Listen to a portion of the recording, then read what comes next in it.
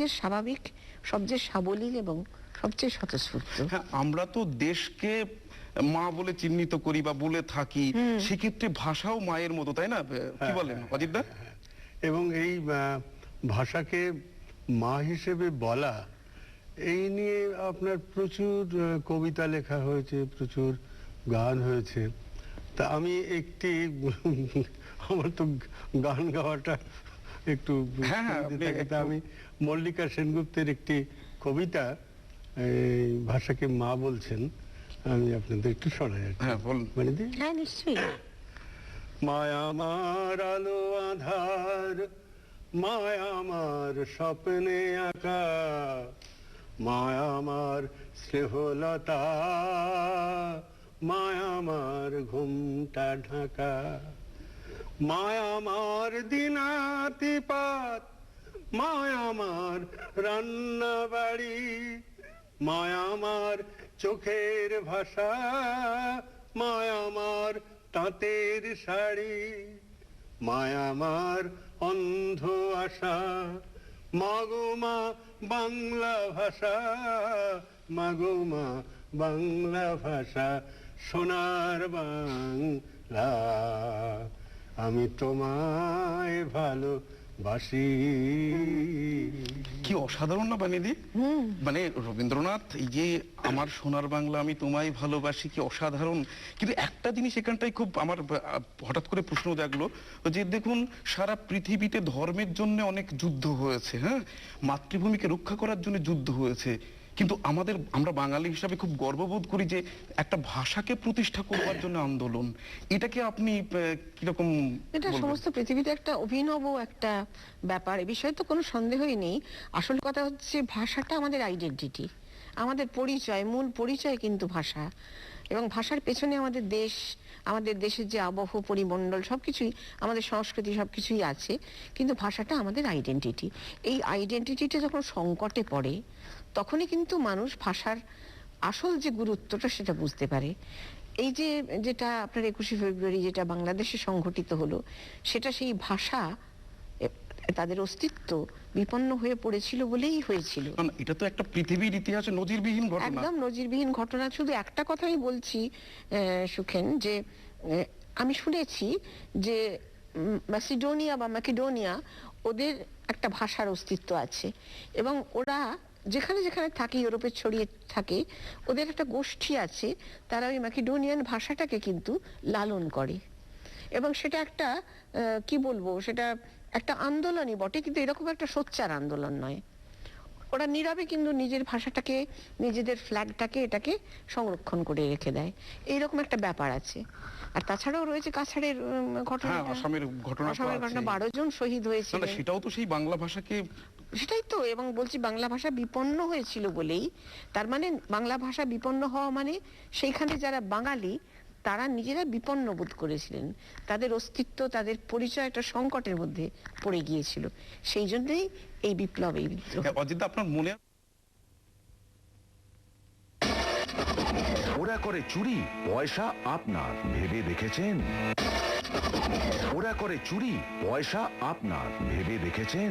বাবা, এক second, helmet যেন থাকে মাথায়, লাল বাতিটা দেখো, মোবাইল কানে গাড়ি চালালে বিপদ মনে রেখো, হাঁটার সময় জেব্রা ক্রসিং দিয়েই হয়ে রাস্তা পার, হুট করে বাসের ফাঁকে চেষ্টা করো না বলে যাওয়ার, ট্রাফিক নিয়ম, গতির সীমা মেনে চালাও ধীরে সুস্থে, বিপদ কখনো হবে না তোমার, ফিরবে হাসতে হাসতে। অনর্থক জীবনে ঝুঁকি নেবেন না, তাড়াহুড়ো না করে ট্রাফিক রুল মেনে রাস্তা পার হন, প্রিয়জনের কথা মনে রাখুন।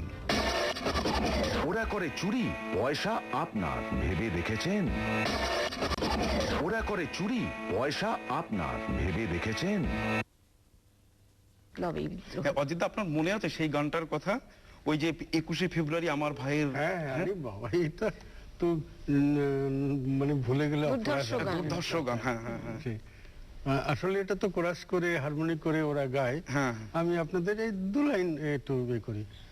আমার ভাইয়ের রক্তে রাঙানো 21শে ফেব্রুয়ারি, আমি কি ভুলিতে পারি, ছেলে হারা শত মায়ের অশ্রু গড়ায় ফেব্রুয়ারি, আমি কি ভুলিতে পারি আমার সোনার দেশে রক্তে রাঙানো ফেব্রুয়ারি, আমি কি ভুলিতে পারি। আর বুকের রক্ত কেমন কেমন হয় গান হ্যাঁ, এই যে শুনলে একটা। বাঙালির কত আবেগ, কত উচ্ছ্বাস, কত ভালোবাসা এই গানটার মধ্যে রয়েছে বলে মনে হচ্ছে না? ওরে বাপরে। বানিদি, মানে আরো একটা জিনিস আমার এই মুহূর্তে মনে পড়লো, হঠাৎ করেই মনে পড়লো, সেটা হচ্ছে এই যে দেখুন এই বাংলা ভাষা, হ্যাঁ এই ভাষাকে পাওয়ার জন্য তো অনেক শহীদ আমরা হয়েছে, আমাদের যারা পূর্বপুরুষ আছেন তারা হয়েছেন। তো এই ক্ষেত্রে আন্দোলনটা কি মনে করেন যে সেই 21শে ফেব্রুয়ারির মধ্যে সীমাবদ্ধতা থাকা উচিত? একেবারেই নয়, কখনোই তো নয়। এসে- ওটা জাস্ট একটা ইন্ডিকেশন যে আমরা সংকটে পড়েছি, আমরা সংকটাপন্ন হয়েছি এবং সেই মুহূর্তে আমরা কিন্তু প্রতিক্রিয়া আমাদের দেখিয়েছি।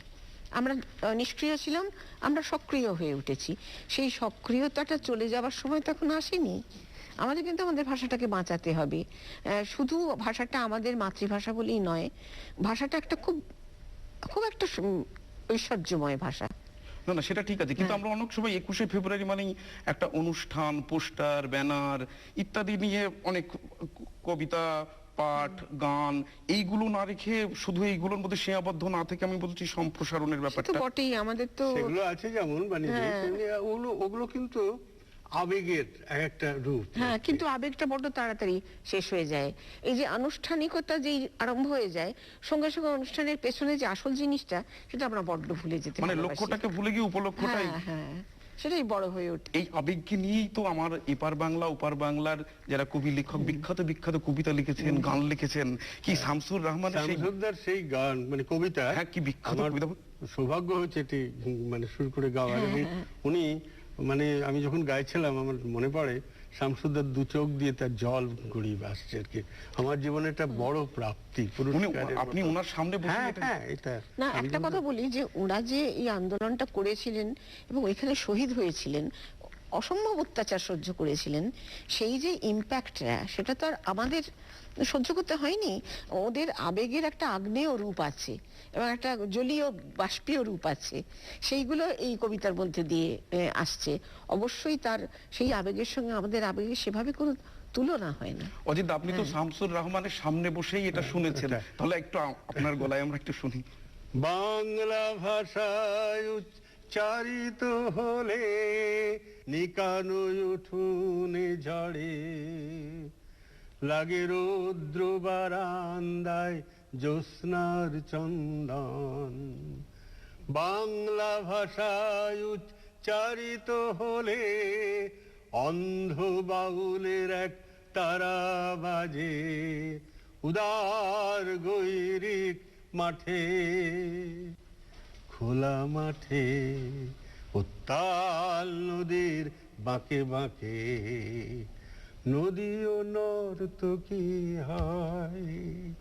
এই হ্যাঁ, আপনি একটা জিনিস লক্ষ্য করবেন, যদি শামসুর রহমানের এখন যারা আছেন, টিয়া রহমান আছেন, ওনাদের বাড়িতে যদি কখনো মোবাইলে ফোন করেন, অদ্ভুত আপনার মনটা এত ভালো হয়ে যাবে। ওদের কলার টিউনটা করেছেন এই গানটা দিয়ে। আচ্ছা, আচ্ছা। তো আমি একাধিকবার বাড়িতে ফোন করেছি বিভিন্ন কাজে, এটা খুব খুব ভালো লেগেছে। কিন্তু আরেকটা জিনিস বানিয়ে দিই, এই যে কবির কাব্যিকতা এবং এই আর হচ্ছে আমাদের বাস্তব জীবনের যে চিত্র, ভাষা আন্দোলন নিয়ে, সেটা মনে হচ্ছে না এই গানটা বা কবিতাটা শুনে একাকার হয়ে গেছে। এটা তো বলছি আপনাকে, এই যে গানটার পেছনে ভাষারূপ কি ভাষারূপ দিয়েছে পুরো বাংলার যে আবহ, বাংলার নদী নালা, শস্য মাঠ, তার পাখি পশু ইত্যাদি সমস্ত মিলিয়ে যে বাংলাদেশের ছবিটা আমাদের মনের মধ্যে আছে, সেই ছবিটা এখানে ভাষারূপ পেয়েছে। তাহলে কি এটা মানে নজরুলের যে বাংলা, জীবনানন্দের বাংলা, রবীন্দ্রনাথের বাংলা, সত্যেন্দ্রনাথের বাংলা বা অতুল প্রসাদ যে বাংলা গানের কথা বলেছেন, আপনি কি তার সঙ্গে এক আসনে বসাবেন এইটা? অবশ্যই বসাবো, অবশ্যই বসাবো। বাহ। অজিত দা, আপনার কি মানে এই যে আমাদের অতুল প্রসাদ সেন লিখেছেন না, মোদের গৌরব মোদের আশা আমরি বাংলা ভাষা, এইটা আমাদের একটুখানি শোনান। মোদের গরম মোদের আশা আমরি বাংলা ভাষা। তোমার কোলে তোমার বলে কতই শান্তি ভালোবাসা, আমরি বাংলা ভাষা। কি জাদু বাংলা গানে গান গে তার মাঝি টানে, গে গান নাচে বাউল, গে গান নাচে বাউল, গান গে ধান কাটে চাষা, আমরি বাংলা ভাষা। মোদের গর্ব মোদের আশা, আমরি বাংলা ভাষা। বানিদি একটা জিনিস লক্ষ্য করেছেন যে কবিরা বাংলা ভাষাকে কিভাবে গুরুত্ব দিয়ে শীর্ষে তুলেছেন, তাই না? এর সঙ্গে বাঙালির কত আবেগ, উচ্ছ্বাস, অনুভূতি, আশাকাঙ্ক্ষা জড়িয়ে রয়েছে, তাই না? তবে এখানটা একটা প্রশ্ন থেকেই যাই, আমরা কি বাংলা ভাষাকে আন্তর্জাতিক স্তরে নিয়ে যেতে পারি না? ওরা করে চুরি, পয়সা আপনার, ভেবে দেখেছেন? ওরা করে চুরি, পয়সা আপনার, ভেবে দেখেছেন? ওরা করে চুরি, পয়সা আপনার, ভেবে দেখেছেন? ওরা করে চুরি, পয়সা আপনার, ভেবে দেখেছেন? একটা কথা বলি সুখের, এই যে কবি বা লেখকরা, এরা তো ভাষার কারবারি। হ্যাঁ। এরা ভাষাকে যত প্রাণ দিয়ে ভালোবেসেছেন, যত প্রাণ দিয়ে উপলব্ধি করেছেন, তত আমরা সাধারণ মানুষ হয়তো সবসময় করি না। ওই বলছি যে কোনো একটা বিশেষ মুহূর্তে যখন দেখি ভাষাটা আমার কাছ থেকে চলে যাচ্ছে, কেড়ে নিচ্ছে কেউ, তখন কিন্তু মানে আমরা হারানোর ভয় করছে। হারানোর ভয় তখন না, কিন্তু আমরা- তাহলে কি আপনি বলছেন না যে হারানোর ভয় না, আমরা আত্মিক দিক থেকে ভালোবেসে বাংলা ভাষাকে গ্রহণ করছি, এটা কি বলছেন না? না করছি, সেটা সবসময় তার সচেতন থাকছি না। লেখক যেমন, কবি যেমন সবসময় সচেতন যে ভাষা তাকে কি দিচ্ছে, এই ভাষাগুলো, এই শব্দবন্ধগুলো, এই কাব্যিকতা আপনি যাকে বলছেন, ইমেজারিগুলো ভাষা দিয়েছে তাকে প্রকাশ করার জন্য। সেই জন্য তিনি ভাষাটাকে নিজস্ব সম্পদ বলে মনে করেন। সেটা তো সাধারণ মানুষের পক্ষে সবসময় বোঝা সম্ভব নয়। যে আন্তর্জাতিকতার কথা যদি বলেন, তাহলে একটা কথা হচ্ছে যে সারা পৃথিবীতে তো অজস্র মাতৃভাষা, প্রত্যেক মানুষেরই একটা মাতৃভাষা আছে। তো আমাদের তাহলে দেখতে হবে যে ইন্টারন্যাশনাল যে লিস্ট রয়েছে, তালিকা রয়েছে, সেখানে বাংলা ভাষার বোধহয় 7ম স্থান। তো এই যদি হয়, তাহলে ভাষাটার গুরুত্ব তো ঠিকই আছে। বিভিন্ন জায়গায় যে বাঙালি ডায়াসপোরা আছেন, তারা বাংলাদেশেরই হন বা আমাদের এখানকার বাংলারই হন, তারা কিন্তু ভাষাটাকে বিদেশীয় জীবিত রেখেছেন। এখন কথা হচ্ছে, আমরা জানি বাংলা ভাষাটা ভীষণ সমৃদ্ধ, সেরকম আরো কিছু কিছু ভারতবর্ষের ভাষাই আছে জীবন্ত ভাষা। সেরকম সারা পৃথিবীতে আরো অনেক ভাষা আছে খুব জীবন্ত ভাষা। তো তারাও তাদের নিজেদের ভাষার জন্য কিন্তু একই রকম ভাবে বোধ করেন। তো এইটুকু বলে আমাদের হয়তো ক্ষান্ত হওয়া উচিত যে আবু সৈয়দ আইয়ুবের মতন মানুষ, তিনি অরিজিনালে রবীন্দ্রনাথ পড়বেন বলে তিনি কিন্তু উর্দু ভাষী, তিনি কিন্তু বাংলা শিখলেন। এই যে ক্লিন্টন বি সিলি, এরা সব বাংলা শিখেছেন বাংলা সাহিত্য পড়বার জন্য। তা এই যে গুরুত্বটা কিন্তু রয়ে যাচ্ছে, সাহিত্যটাকে যে মুহূর্তে আমি অনুবাদের মাধ্যমে পৌঁছে দিতে পারছি বিশ্বের দরবারে, অমনি হচ্ছে কি বিশ্ব পথিক যারা, তারা কিন্তু দেখছেন যে এই ভাষাটার তো, এই সাহিত্যটার তো অজস্র সম্পদ, তাহলে অরিজিনালি। অজিতদা, আপনি তো বাংলাদেশে গেছেন, তো বাংলাদেশে গিয়ে আপনি যে ব্যাপারটা, অনুভূতিটা বা আবেগটা দেখেছেন, সেটা যদি আমাদের একটু বলেন। বাংলাদেশে আমি এই 21শে ফেব্রুয়ারি অনুষ্ঠানে প্রথম গিয়েছিলাম, শামসুর রহমানের আমন্ত্রণে গিয়েছিলাম। তা সেখানে গিয়ে দেখলাম, দেখাটা কি জানেন, যে একটু আমাদের মানসিক যে তার, সেটা এত মানে যে একটুতেই মানে হাত লাগলেই ঝনঝন করে বাজে।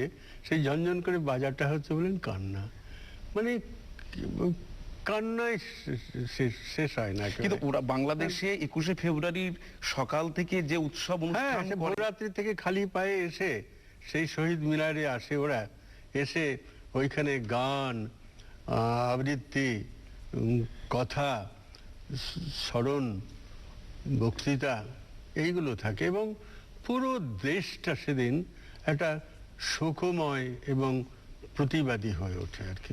সারা দেশ এই জিনিসটা আমরা ঠিক আমরা বুঝতে পারি না। না, ওদের এই আসলে এই যে এটা উনি একটু আগে বলছিলেন যে আসল ব্যাপারটা হচ্ছে সেন্টিমেন্ট। আবেগটা, তার বুকের মধ্যে যে উথাল পাতাল নদী, একবারে বর্ষার রূপ নেয় আর কি এই তাদের তো 21শে। ভুগতে হয়েছে না, এই আবেগ হ্যাঁ ঠিক তাই, যে এই মানে প্রত্যক্ষভাবে ভোগ করতে হ্যাঁ, হয়েছে। হ্যাঁ, তারা তাদের এই বন্ধ ভাষা বলতে পারবে না, সেই সময় তারা যে বুকের রক্ত দিয়ে সেই ছেলেগুলো প্রাণ দিল। তার মধ্যে আমি একটু সগর্বে বলি যে এই বাংলার একটি ছেলে সালারের, হ্যাঁ, হ্যাঁ, ও চলে গেছিল মুর্শিদাবাদ থেকে চলে গেছে, ম্যাট্রিক পাস করে চলে গেছে বরকত তো? বরকত। হ্যাঁ, হ্যাঁ। তো ওই বরকত ছিল আর কি, সে তো শহীদ একজন। হ্যাঁ শহীদ, একজন শহীদ আর কি। তো সেই বরকত সালারের ছেলে, আমাদের ছেলে, আমার ঘরের ছেলে, মানে কত সম্মানিত করে গেছে। মনে হয় যে আমিও সত্যি ওই কথাই। মিছিলে আছি, আমিও বন্দুকের সামনে টান টান হয়ে দাঁড়িয়ে বলছি মাতৃভাষার মুখের ভাষা কেড়ে নিতে পারবে না তোমরা। কিন্তু এই যে আবেগ, উচ্ছ্বাস, অনুভূতি, স্মৃতি, ভালোবাসা সবই ঠিক আছে, কিন্তু মানে আমরা অনেক সময় দেখি যে কোনো একটা, বিশেষ করে এই দিনে ইংরেজি বা অন্যান্য ভাষাভাষী যে সমস্ত মানুষ বা ইংরেজি কোনো শব্দ ব্যবহার এরকম অনীহা দেখা যায়, অর্থাৎ বাংলা ভাষার একটা সংকীর্ণতা বোধ অনুষ্ঠান যারা করেন তাদের মধ্যে দেখা যায়। এইটা কি প্রসারণ করা যায় না, বা এইটা ভাবতে পারবো না আমরা, কিভাবে ভাবতে পারি?